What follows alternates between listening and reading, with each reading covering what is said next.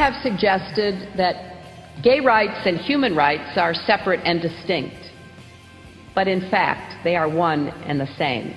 That's Secretary of State Hillary Clinton speaking at the UN in Geneva earlier this month.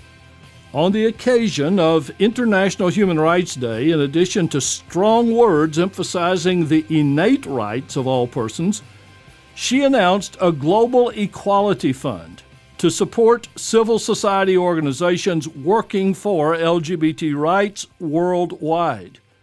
Earlier, President Obama issued a memo directing agencies to, quote, protect vulnerable LGBT refugees and asylum seekers and leverage foreign assistance to protect human rights and advance non-discrimination.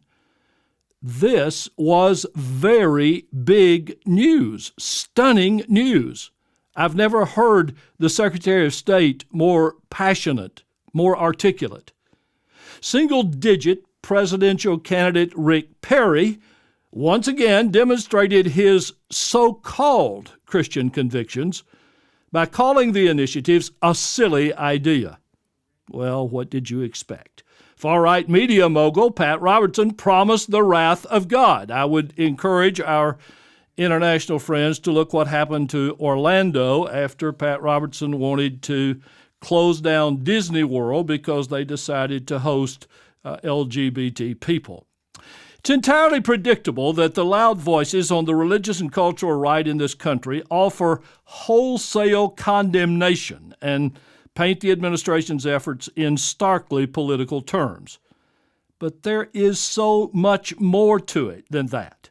And although we've spent a good deal of time on this show addressing the epidemic of bullying and youth suicide as well as LGBT rights and discrimination, I want to talk today about the on-the-ground reality of daily life for oppressed sexual minorities in many parts of the world.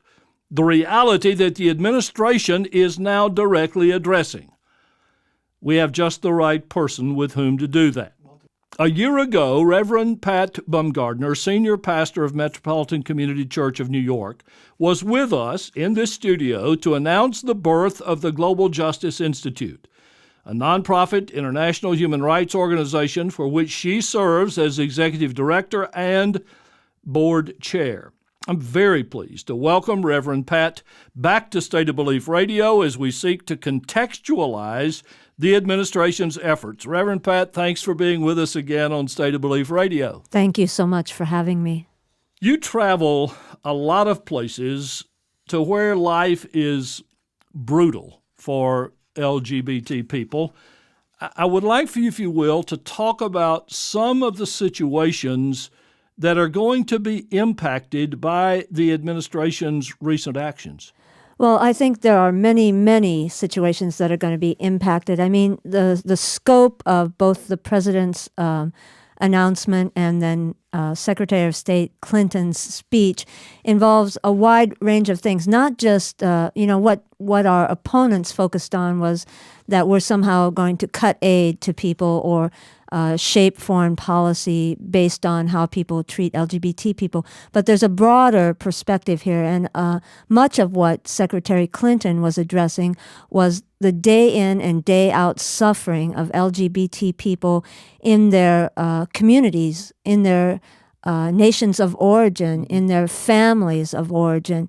For example, this past year when my colleague, Pastor Joseph Tolton, and I traveled to Kenya, Rwanda, and Uganda, we met with people who had been chased from their homes and their villages and lost their jobs only because somebody suspected that they were LGBT.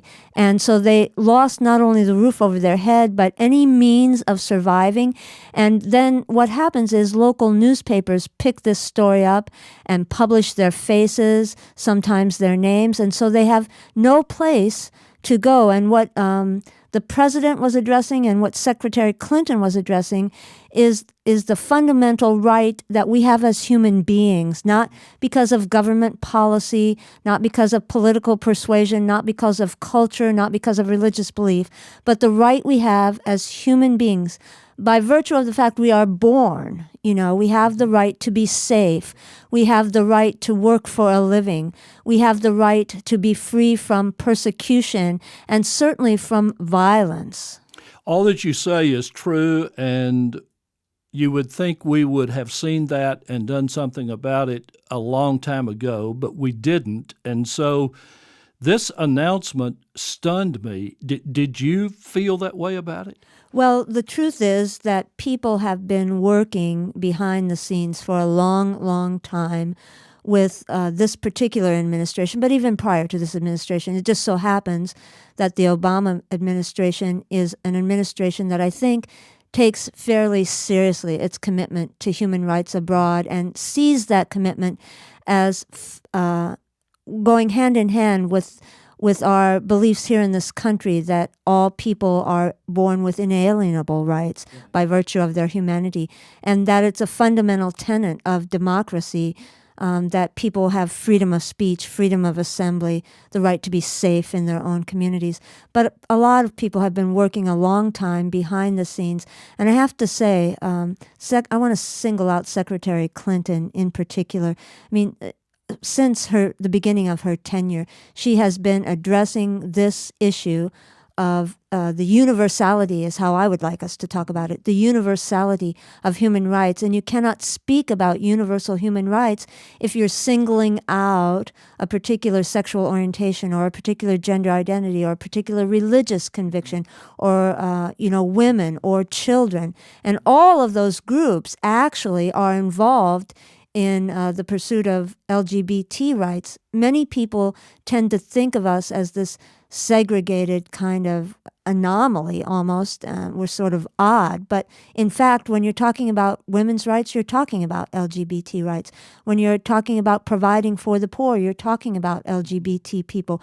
When you're talking about protecting children, you're talking about our children who are identifying as a minority. You have given us a good understanding of the broad application of this.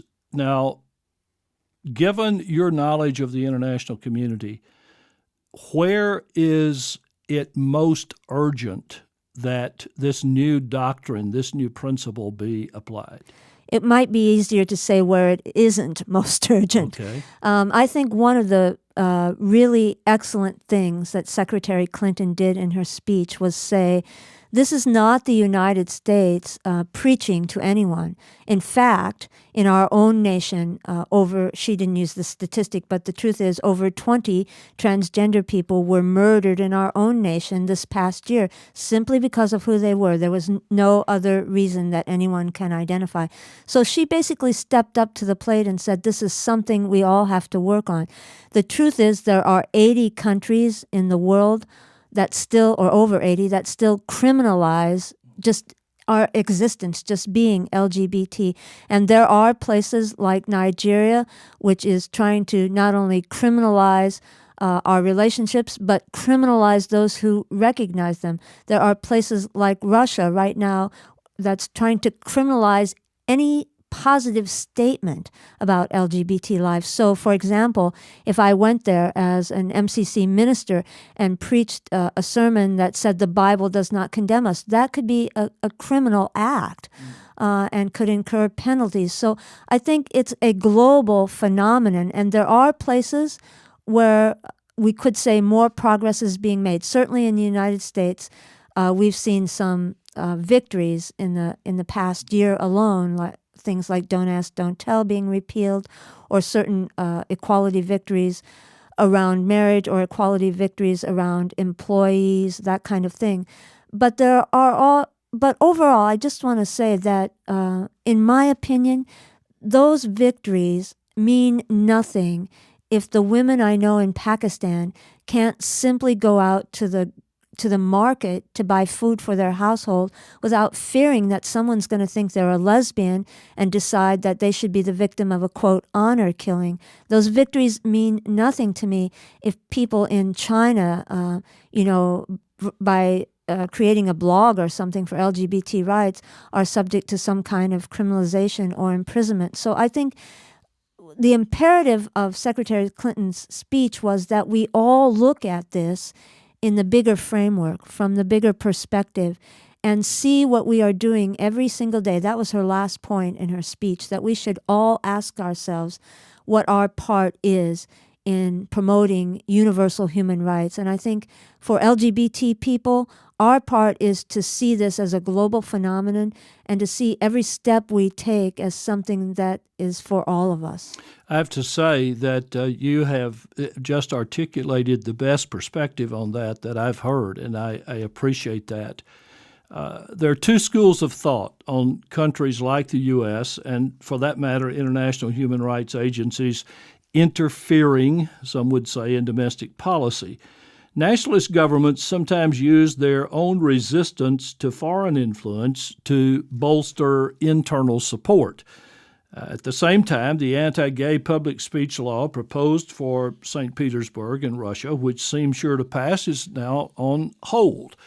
We've seen some government actions in Malawi and Uganda, for example, that could be interpreted as perhaps responding to international pressure. Where do you come down on that issue? Well, I think, first of all, we all have to acknowledge the fact that the United States has long used its influence, if you want to put it that way, in some sense its wealth and resources to influence policies around the globe. And in my opinion, influencing policies for the recognition of human rights is a good thing and part of how we understand the moral imperative of who we are as a nation. So I think, I understand what people are saying in the sense of not enforcing or not imposing our beliefs on other cultures. But this I have to say also, it's not a cultural right to kill somebody. It's not a religious tenet. You don't have the right to kill somebody because of your religious persuasion or your cultural or social situation. So I think that the United States and any other government that stands up to the brutalization of any group of people and says, we don't think this is right and we won't support it with either our personnel or our funding, I think that what we're trying to do is shape a more compassionate world. And I happen to think that that is the role of government. Pat, is there going to be conflict internationally about this? I mean, you and I favor what's being done. The victims all over the world are going to favor it, but we're dealing with some very mean and powerful people. How are they going to respond? Well, I think, there are many ways to look at that. I think there will be a lot of rhetoric that's kind of tossed around back and forth, and people will be kind of beating their chests about, this is my country or my government, or you don't tell us what to do. But I think the bottom line is that most people of goodwill will understand the context in which these remarks were made and understand them as supportive of a broader global vision. I think people on the ground in countries who are working to curtail the spread of HIV or AIDS will see this as supportive of what they're doing, no matter who's funding them. The simple truth is that, Catholic relief agencies that don't favor giving out condoms or dental dams or that kind of thing could find support for their work in simply compassionate care for everyone living with AIDS because of these remarks by Secretary Clinton and because of President Obama's position on this. So I think most thinking people on the ground in universal cultural context will understand the broader vision here. Let me ask you this. Do you think, and understand, I'm talking pragmatics. I'm not talking morality here. I'm talking about pragmatics.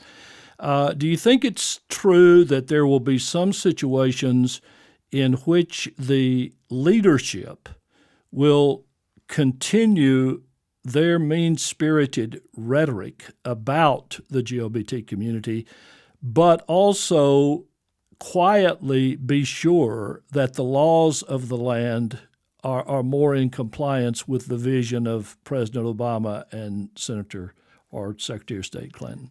I think you've just described how most governments, including our own, work on a daily basis. So I absolutely think that's true. And I think a case in point is Uganda, which has continued its rhetoric but not really made substantial progress.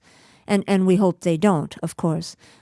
So I think that's a great example. Well, and here on State of Belief, as well as the Interfaith Alliance itself, we want to change heads and hearts. But if you don't get the heads and hearts changed, you try to get a law that makes people behave whether they're ready to or not.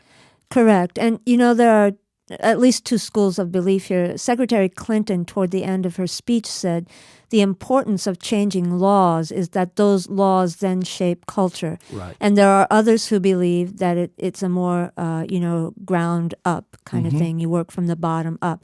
I think what we have to do is just work from every position we have open to us and hope that it meets on higher ground, so to speak. We have to take what we get. Exactly. But not be satisfied with that. Never be satisfied, yes. Well, Pat, I tell you what, I remember well us sitting in here talking about this now almost a year ago, and after a year of hard work in which you have been responsible for some of the developments that we've talked about today, instead of seeming worn out from doing that, you seem more energized than ever and more passionate than ever, and I commend you for that. Oh, thanks. There's no way you can go the places that we've gone and worked with the people we've worked with and not come back energized to really work for what for me is the vision of the gospel. Sure.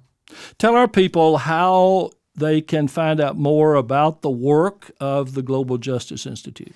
Well, you can find out more in several ways. You can go to www.mccchurches.org and click on our Global Justice page. We will shortly launch a separate new website because we've incorporated, as you mentioned earlier, as a separate corporation, but you'll be able to find that information there. You can always contact me directly at Metropolitan Community Church of New York. Our phone number there is 212-629-7440, and my assistant, Bradley, would be happy to give you my personal email. And if you forget all of that or didn't get to write it down quickly enough, go to State of Belief's website, and we'll help you get in touch as well. I'm talking with Reverend Pat Bumgardner, Executive Director and Board Chair of the Global Justice Institute. It's a nonprofit international human rights organization. She's also the senior pastor at Metropolitan Community Church of New York. Reverend Pat, it's always good to see you, and I really appreciate what you've done for us today on State of Belief Radio. Thank you. Thank you very much.